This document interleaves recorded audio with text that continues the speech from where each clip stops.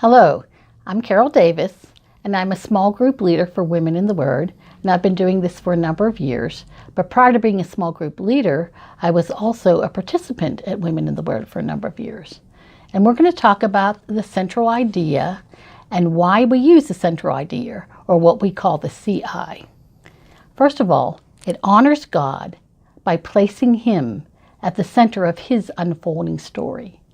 Second, it honors His Word by seeking to understand each passage in its original setting before seeking to understand a passage in relationship to our cultural setting or even my own personal story.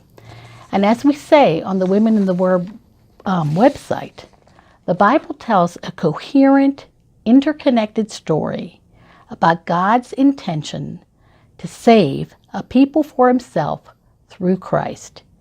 Each book and passage fits somewhere along the timeline of the story, and our understanding of the big picture will affect our ability to carefully interpret each smaller part.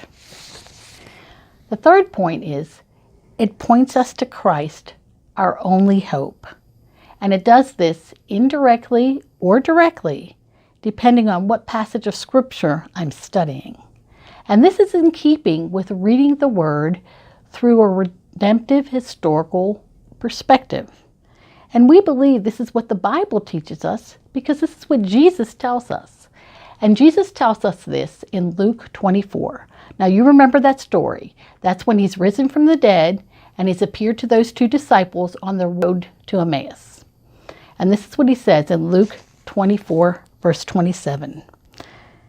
And beginning with Moses and all the prophets, He, meaning Jesus, interpreted to them in all the Scripture the things concerning Himself. Number 4, it blesses me. As I get to know Him and see what He's up to in a particular passage of Scripture, I want to know Him more deeply, and I want to follow after Him more closely. And so the fifth point is, it's an amazingly practical way to study the Scripture. It helps me focus my study. We pull a nugget from the text in the form of our CI, and then we allow that nugget to illuminate the rest of our text. It really helps me even to form my outline once I have my CI. So it illuminates the rest of the text for us. It pushes us forward to Christ, and it gives us an application that's personal to our own hearts or else is appropriate for the audience that we're intending to teach. And our sixth point, finally, is it's a skill that you can grow in with practice.